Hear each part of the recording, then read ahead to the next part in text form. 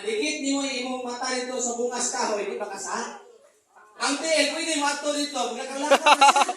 Dili ka mong makasal. Ang kamot, pwede ka pinawin-awinan. Tulong na ba? Kadoon na rin sa inyo dito. Di ba? Kadoon dito. Kadoon sana. O, number ko. Kabalo na ang bata kasala. Anong ikaon pa man yun?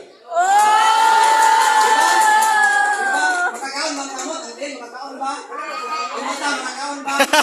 Asa ba? Panyo sa papa ni. Paminasan mo. Asip.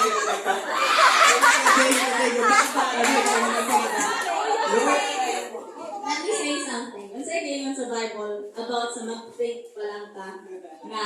Wala may auto kami. I'm just trying to defend us. We're defending ourselves. Ay, focus sa pag-defend sa akin sa akin.